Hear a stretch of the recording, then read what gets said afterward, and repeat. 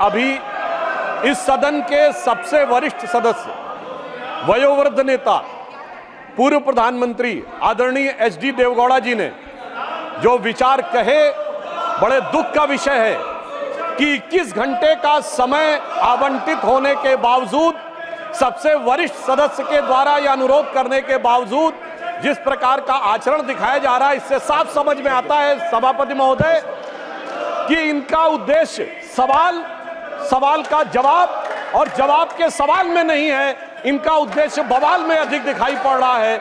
इसलिए ये अपोजिशन की इस नियत को भी स्पष्ट करता है। अब मैं विषय पे आता हूं। जो मैं बता रहा था कि बिंदु क्रमांक 5 पर राष्ट्रपति महोदया ने कहा कि यह देश के इतिहास में 60 साल के बाद यह पहली बार एक घटना हुई है जब लगातार 3 बार किसी प्रधानमंत्री को स्पष्ट बहुमत प्राप्त किया हो। और जिस समय महामहिम राष्ट्रपति महोदया ने यह शब्द बोला था, हम सबको ध्यान है, सबसे अनेक विपक्षी सदस्यों ने अपनी अपनी सीट पर आवाजें करते हुए इसका प्रतिवाद किया था। संभवतः उनके मन में इस बात के लिए स्वीकार्यता नहीं हो पा रही थी कि यह कैसे हो गया कि लगातार तीसरी बार मोदी जी के नेतृत्व में भारत की जनता ने स्पष्ट जनादेश दिया और पंडित जवाहरलाल नेहरू जी का वो रिकॉर्ड जिसके ऊपर वो बहुत इतराते थे, उसकी बराबरी हो गई। मगर हमारे बहुत से विपक्षी सदस्य कहते हैं कि साहब नेहरू जी की बराबरी तो मोदी जी से नहीं हो सकती। तो सभापति महोदय, मैं आपके माध्यम से कहना चाहता हूं कि तीसरी बार मोदी जी चुन के आए हैं और ये मैं भी मानता हूं कि नेहरू जी और मोदी जी में बराबरी नहीं हो सकती, इसलिए तीसरी बार आने पे मैं सिर्फ 3 बिंदु दूंगा जिस पर हम मानते हैं कि नेहरू जी और मोदी जी की बराबरी नहीं हो सकती। नंबर 1, जब मोदी जी इस देश के प्रधानमंत्री के कैंडिडेट चुने जाने थे, सभापति महोदय, मुझे आज तक याद है 13 सितंबर 2013 शाम 6 बजे भाजपा की पार्लियामेंट्री बोर्ड की बैठक होनी थी और मोदी जी स्वयं उसके मेंबर थे, मगर उन्होंने कहा मैं उस बैठक में नहीं आऊंगा जिसमें मेरे बारे में विचार हो रहा हो। यह होता है नैतिकता के आधार के ऊपर निर्णय।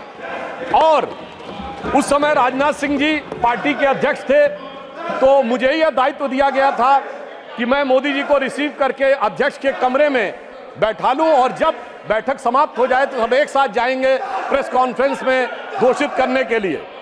और महोदय, पूरा पार्लियामेंट्री बोर्ड एक मत था, सारे कार्यकर्ता एक मत थे और पूरा देश एक मत था और तब प्रधानमंत्री के कैंडिडेट मोदी जी घोषित हुए।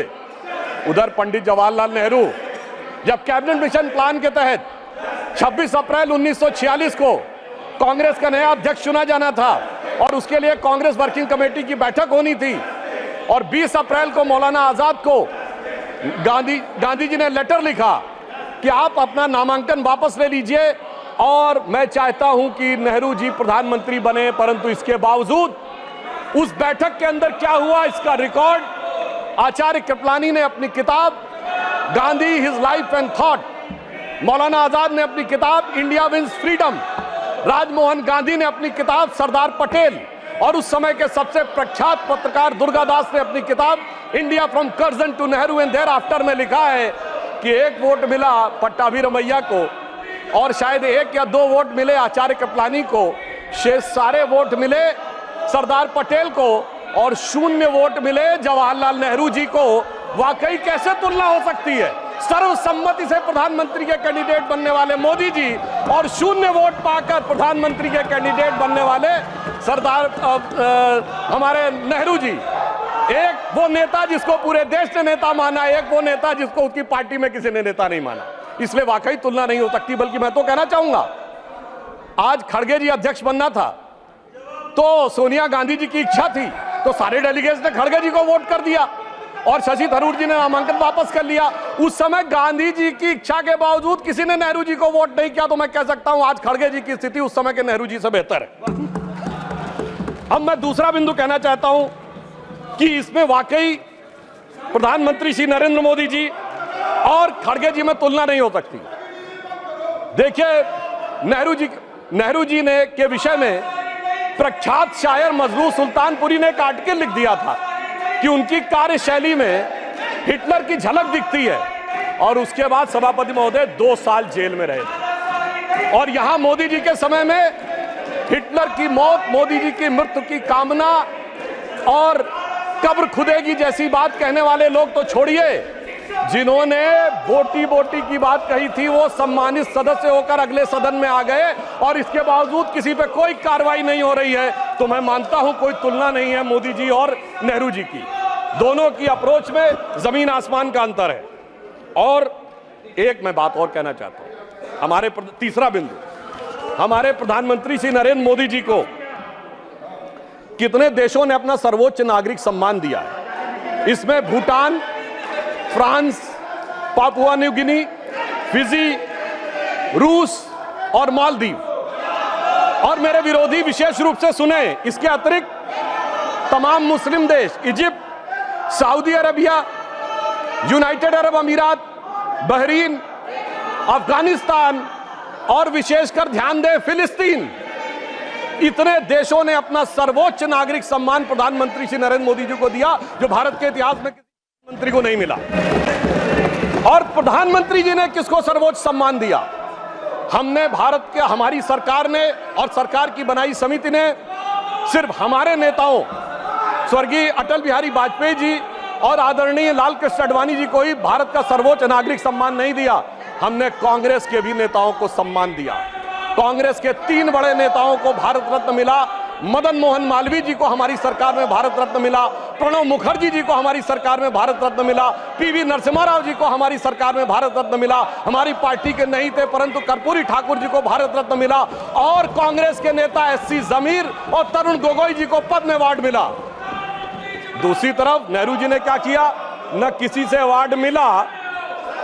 अरे भाई, दूसरी पार्टी छोड़िए, अपनी पार्टी के सरदार पटेल और बाबा साहब अंबेडकर को भी नहीं दिया, उन्होंने अपनी सरकार से खुद को भारत रत्न ले लिया।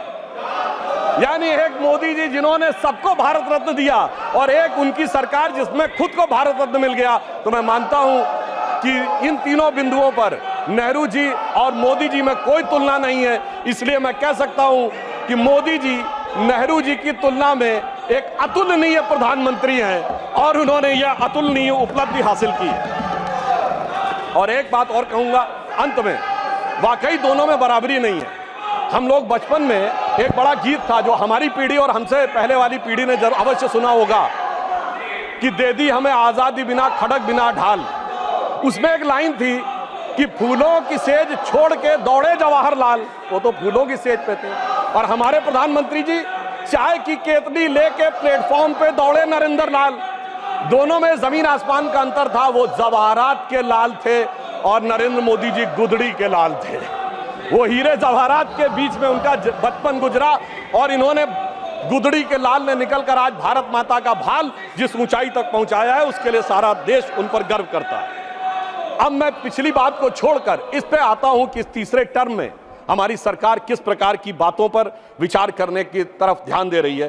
राष्ट्रपति महोदया ने अपने बिंदु क्रमांक 5 में इस विषय का उल्लेख किया है, रिफॉर्म, परफॉर्म और ट्रांसफॉर्म। आने वाले समय में सबसे बड़ी चुनौती हमारे सामने आने वाली है, वो है एनर्जी, और एनर्जी में ग्रीन एनर्जी। हमारी सरकार ने, प्रधानमंत्री श्री नरेंद्र मोदी जी ने इस विषय को बहुत पहले से ध्यान कर इस बात को समझ लिया कि आने वाला एरा ग्रीन एरा है। और याद करिए कि हमारी सरकार ने आने के बाद सबसे पहले क्या किया था, एलईडी बल्ब देने शुरू किए थे।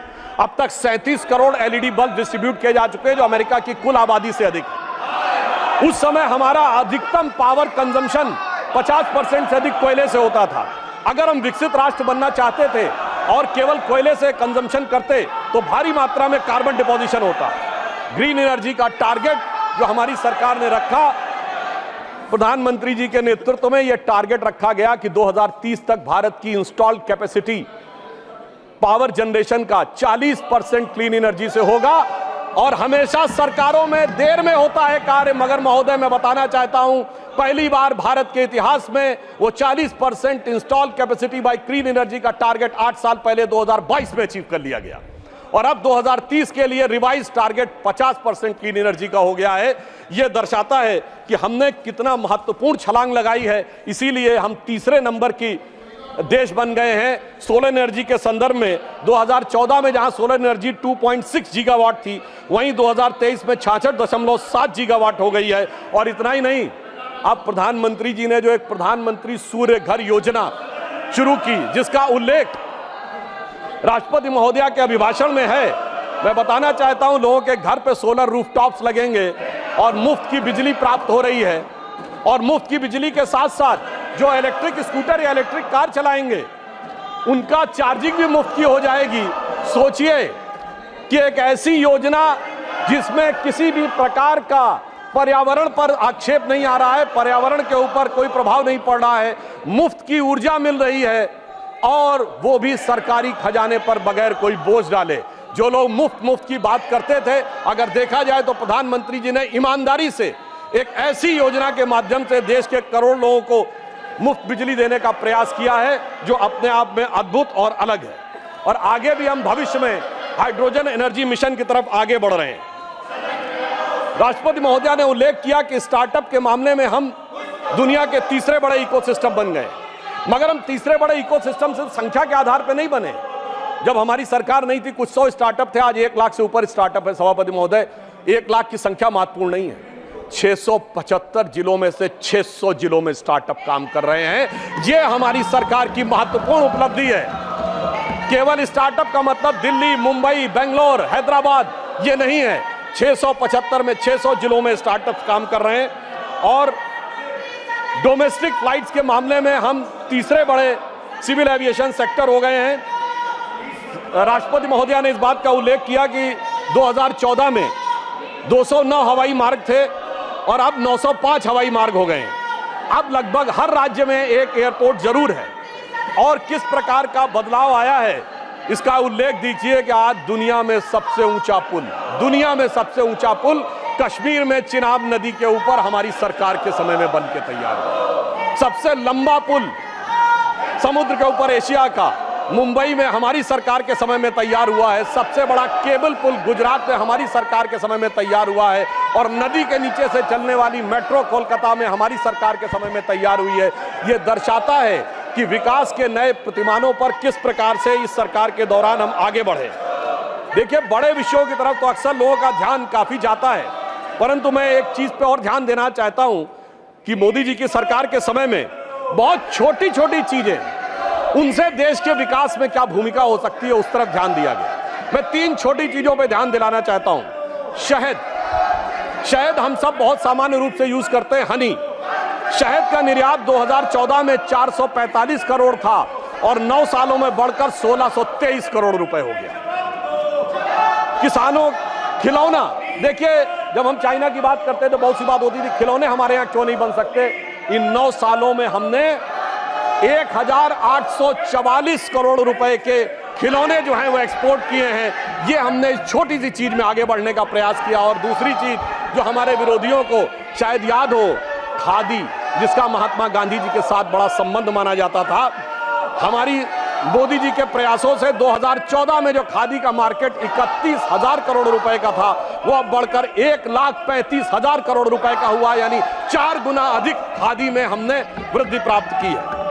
और बड़े स्तर पर अगर हम देखें तो डिफेंस मैन्युफैक्चरिंग, जो कि हमारी सरकार आने से पहले होती नहीं थी, जिसकी वजह से हम सिर्फ हथियार खरीदते थे और अपने आप बनाने की हमारे अंदर सामर्थ्य तो थी पर सरकारों में इच्छा शक्ति नहीं थी।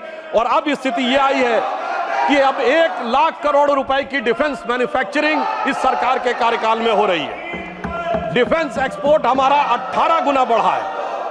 और सभापति महोदय, 500 हमारे डिफेंस के ऐसे प्रोडक्ट हैं जिसे सरकार ने निर्णय लिया है कि इनका इंपोर्ट बैन, यानी जो पहले विदेश से आते थे वो 500 प्रोडक्ट भारत में ही बनेंगे, इक्विपमेंट, और वो विदेश से नहीं लिए जाएंगे।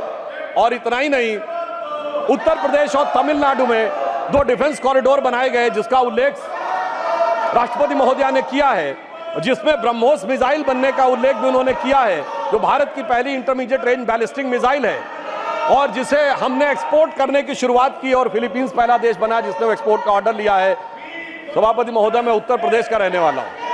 वहां ब्रह्मोस मिसाइल का कोई पार्ट बने, कोई कंपोनेंट बने, ये अपने आप में कितने बड़े गर्व का विषय है। मुझे याद है कि हमारी सरकार, मोदी जी की सरकार आने से पहले उत्तर प्रदेश की छवि क्या बना के रखी गई थी। सिनेमा क्या बनता था उत्तर प्रदेश पे, जिला गाजियाबाद, लखनऊ सेंट्रल, तो सीरीज बनती थी मिर्जापुर, तो ओंकारा में मेरठ की गैंगवार, तो बाबर फिल्म में कानपुर की गैंगवार। तो कंपनी फिल्म में दिखाया जाता था कि जैसे कि मुंबई का सारा जो माफिया है वो पूर्वी उत्तर प्रदेश से आ रहा है। आप सोचिए, उस समय अवैध हथियारों के बनने के समाचार आते थे और अब intermediate range ballistic missile Uttar Pradesh में डिफेंस कॉरिडोर में बनने जा रही है। इतना बड़ा नजारा बदलने के बाद भी जिनकी नजरें ही ना हो उनको नजारा कैसे नजर आ सकता है, यह समझा जा सकता है। अभिभाषण के बिंदु क्रमांक 17 में राष्ट्रपति महोदया ने भारत के पब्लिक सेक्टर बैंक्स के बारे में अपना विचार व्यक्त किया है, जिसमें विशेषकर मैं सिर्फ 3 का उल्लेख करना चाहूंगा। State bank of India, life insurance corporation of India और हिंदुस्तान एरोनॉटिक्स लिमिटेड। ये तीनों इसलिए कि इनके बारे में केवल 1-1.5 साल पहले बहुत वितंडावाद मचाया गया। अपनी सीट पर जाएं प्लीज, अपनी सीट पे जाएं प्लीज। मात्र 1-1.5 साल पहले बहुत वितंडावाद मचाया गया कि एसबीआई डूब रहा है, एलआईसी डूब रहा है और पब्लिक सेक्टर बैंक्स नीचे जा रहे हैं। राष्ट्रपति महोदया ने बताया कि इस साल पब्लिक सेक्टर बैंक्स ने 1,40,000 करोड़ रुपए का मुनाफा कमाया है, जो आज तक कभी नहीं हुआ था। पिछले क्वार्टर में स्टेट बैंक ऑफ इंडिया का मुनाफा केवल 1 तिमाही का 21,000 करोड़ रुपए है, जो प्राइवेट और पब्लिक सेक्टर सारी कंपनियों में मिला के सबसे ज्यादा है। पहली बार एसबीआई ने रिलायंस से भी ज्यादा मुनाफा कमा के दिखाया है।